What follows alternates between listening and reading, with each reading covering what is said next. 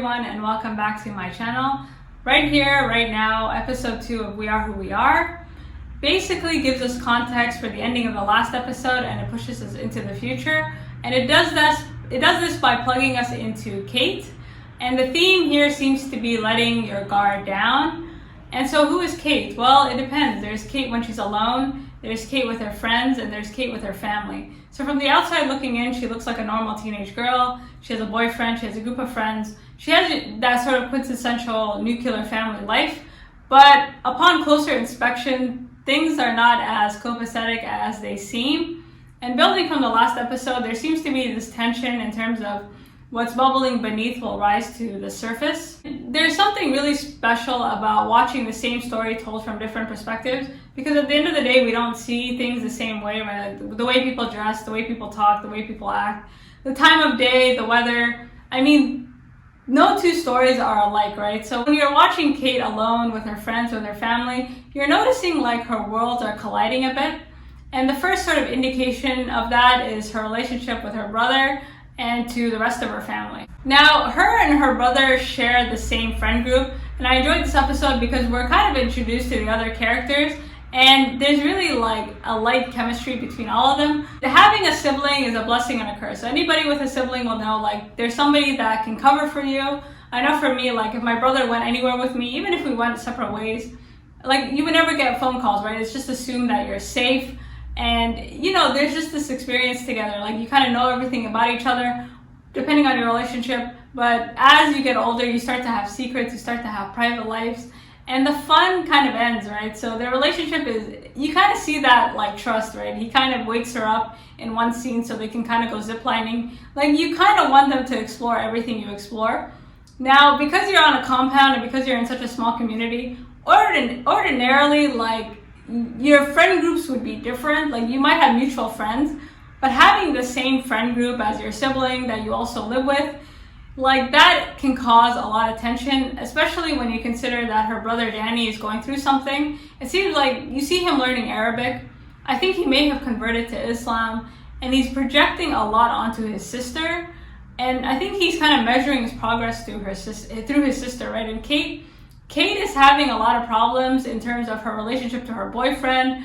She's really kind of exploring who she is, and this is really bothering Danny. And he can kind of sense like a change in her, and he doesn't really like that change, right? Like it's one thing to have a boyfriend that you're in a committed relationship with, and it's another thing to be dancing with random dudes at a bar. Like this is not something that he is willing to tolerate whatsoever. But he's an interesting character that we're gonna explore like more throughout the show. And then there's her mother, right? Kate and her mother cannot be more opposite. They are on totally different sides of the spectrum.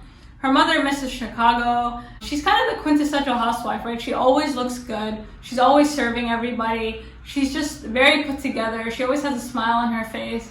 And Kate seems to dread any interaction with her mother, right? Like, and the only time, like for the most part, Kate seems to blend in with everybody else. Like she has a tomboy kind of look, but it's still very girly, right? Like she has the crop top, like short shorts, but her mother is really triggered whenever she decides to wear her father's clothing. And they have this weird sort of platonic relationship. And yeah, they have like really nothing in common. So the only person that leaves is her father. And by far, this is the person that she's the closest to. And her father, Richard, is an interesting guy. And I really enjoyed their relationship. They have this girlfriend relationship, like they tell each other everything. They go boating together, they play sports together. He knows about, you know, there's such transparency between them. They cover for each other. In one scene, she kind of picks up his mail and they buy these kind of Make America Great Again hats. And it seems like her dad is a Trump supporter. And in one kind of indication in terms of how these relationships will change is they're kind of putting on their Trump hats, and she's trying to like put her hair underneath the hat and it doesn't fit. And I think when you're young, especially when you have, like as parents, you're not supposed to have a favorite child, but it's clear that his favorite child is Kate, and Kate's favorite parent is Richard. And I think Richard, like her father sees, like he kind of looks at her as a doppelganger, right? Like you have all the same values as me, you're exactly like me, we all like the same things. And I think the fact that she couldn't fit this hat into her, like on her head suggests that like these values and beliefs will start to sort of, like they'll start to part ways, and this innocent daughter-father relationship that they kind of have is going to change in a big way. And alas, all good things must come to an end. And the start of this sort of change in their relationship is when Kate tells her dad that she got it, and it being her period. And I have to say, as someone who grew up in a single father household, I can relate. Like, he's kind of telling her, like, yeah, everything's normal, like, you're fine, like, you know, you will survive this, like, it's all good. And I remember, you know, shout out to all the dads who know the difference between a tampon and a pad. Like, my dad is like a quintessential African. Like he was telling me that too, like, it's fine, like, you're not gonna die. Like, he doesn't know what to do, right? Like, normally these conversations you're supposed to have with her mother. And why she didn't talk to her mother, I'll get to that in a minute. But I remember, like, my dad, like, you know, you do your best, I think. And, you know, I remember my dad trying to explain the difference between, like, a tampon and a pad. And again, he was trying, and he was like, yeah, I think the pad goes, like, over the underwear. Like, I'm not 100% sure. And I'm just like, okay, like, you tried. But just on a side note, like, every father should know how a girl's period works. Like, this is, and he's kind of freaked out, right? He's kind of looking at, like, oh my God, like, don't worry. And of course, your period is something normal that happens. It's just a normal part of life, but it's not so much the period, but it's how people, like, see you after the period, right? Like, there's all these social constructions in terms of, like, how you change as a person and what this means for you moving forward. And, you know, she's really, like, sensing this.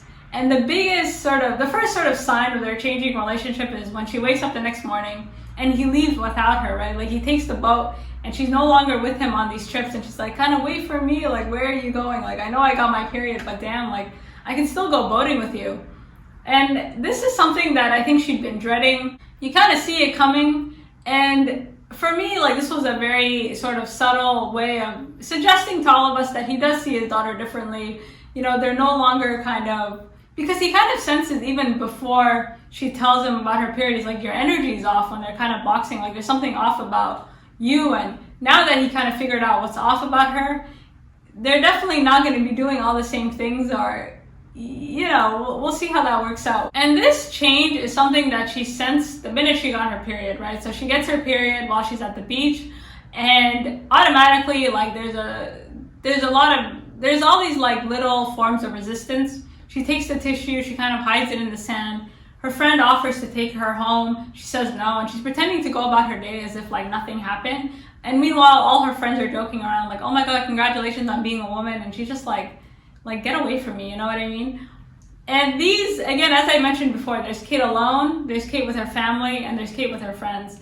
And these worlds are colliding. In one scene, you see her, like, kind of dancing with this Italian guy, or this creepy Italian guy was trying to dance with her, and he asks her, like, what's your name? And the name she gives is Harper. And for me, this was like this is not a persona that kind of, you know, is a very hidden, right? Like, anytime she's Harper, she kind of dresses up in her father's clothing, and she kind of hides, and she kind of, like, sneaks away to kind of explore. And the fact that she told this guy her name was Harper around her kind of group of friends and around, like, in public so comfortably, for me suggests that she feels like she may be running out of time to explore, and more importantly, to kind of merge, you know, Kate alone, Kate with her friends, Kate with her family, together into one person. Like, she doesn't seem to have as much time as she thought she did to kind of merge these identities together before somebody else kind of merges them for her. And there's such desperation, right? And you see that with her relationship with her boyfriend.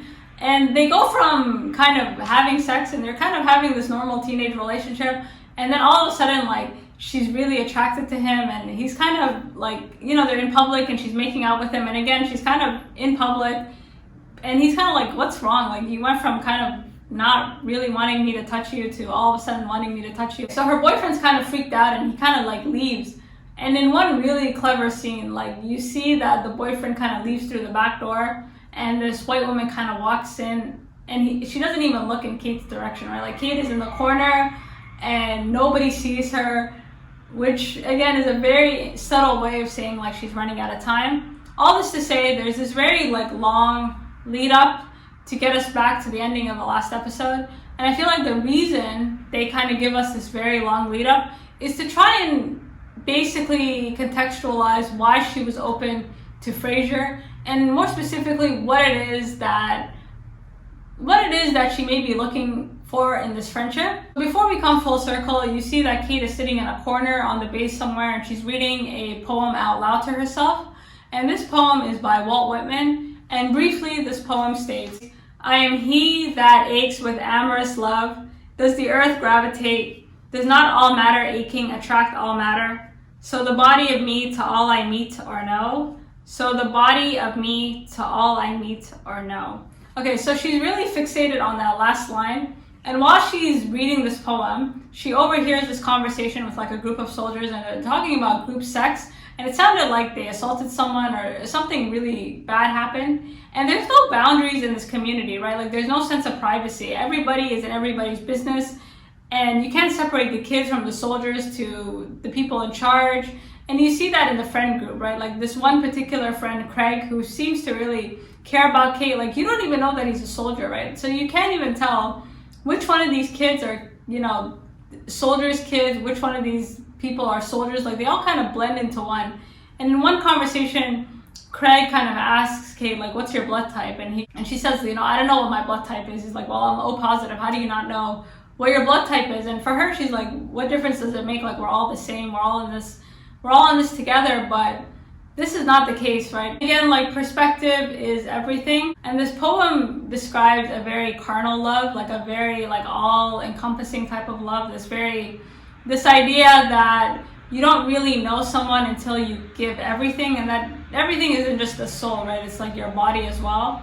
And for me, this is a very toxic idea when it comes to intimacy, and this is something that's been drilled into us through movies and just through pop culture, right? Like you grow up in high school and prom night is the big thing, right? Like the highest form of intimacy is giving your body. There's a very toxic correlation between intimacy and sex, specifically the idea that you don't really know somebody until you give your body over to them, and that is sort of the climax, that is the be-all, end-all. And that's why I think she focuses on these last two lines, right? So the body of me to all I meet or know. She has this boyfriend, they're having sex, and she's not really getting anything out of it, right? Like she kind of looks at him like it's not you. But for him, it's like his ego is hurt and all these things. And this idea that like in the highest form of intimacy is sex is really toxic. Like you don't have to go that far. You don't even have to have sex to find real intimacy with somebody. And this is an idea that I think we're slowly starting to understand. And this again speaks to her exploration and what it is that she's really looking for, or whatever it is that she's looking for, she's not really finding it in her relationships with her family or her friends.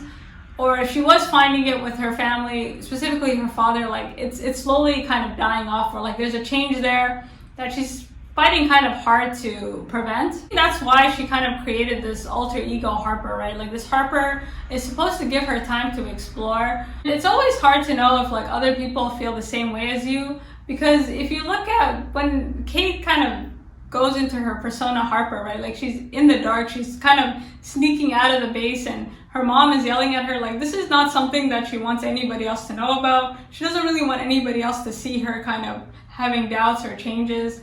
And this is something that she's kind of going at it alone, of course, until Fraser kind of notices what she's doing. And I have to say, this kid has been lurking like all episode. He is just always watching, like I don't know what it is. This kid is just, the way he just stares, it's like he has x-ray eyes, like he can see through the door. But anyways, like watching the chase from a different perspective, for me, just made it even creepier. But anyways, so we get to the bar, and this time we can actually hear the conversation that Kate is having with this other woman. And I think it's really interesting that when the woman kind of wrote her number on Kate's arm, she kind of erased it.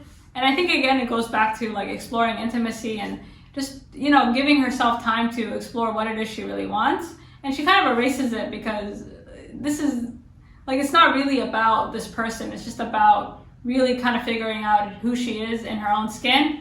But of course, like Fraser kind of peeps that, and he's an interesting dude, right? So up until this point, she'd been completely indifferent towards him. And after he kind of finds out about Harper, she looks at him as an opportunity, specifically an opportunity to stop the walls from closing in. And I think it's really interesting, like his peace offering to her, because he kind of makes a comment saying like, your clothes are super inappropriate for what it is you're trying to do. And of course, he's like a trendsetter. and he doesn't really blend in, right? Like he really stands out, especially when you compare like all the muted tones that everybody wears. Like everybody kind of blends in, everybody kind of minds their own business, but he really stands out, and he offers her these trendy clothes, and she kind of puts them on, and she realizes that Fraser is a means to an end, right? Like he kind of becomes a necessary evil for her. Whether or not she really likes him is irrelevant, because the walls are really closing in, right? Like her brother is on her constantly.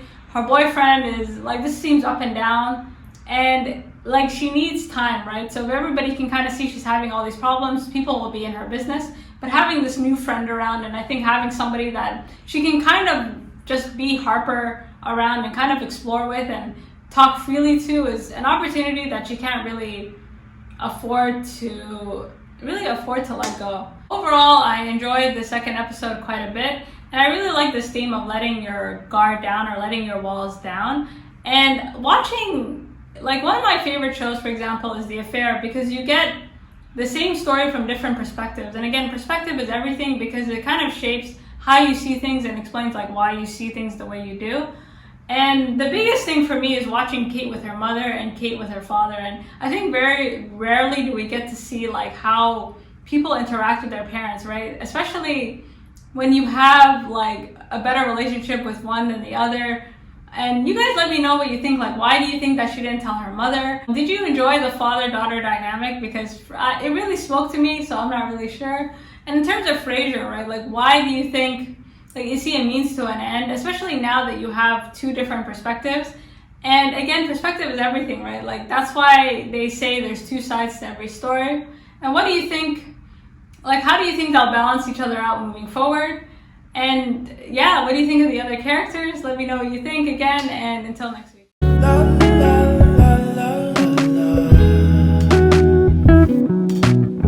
her know, I gotta let her know that she my white horse, she my medical. She like my baby mama, know how to take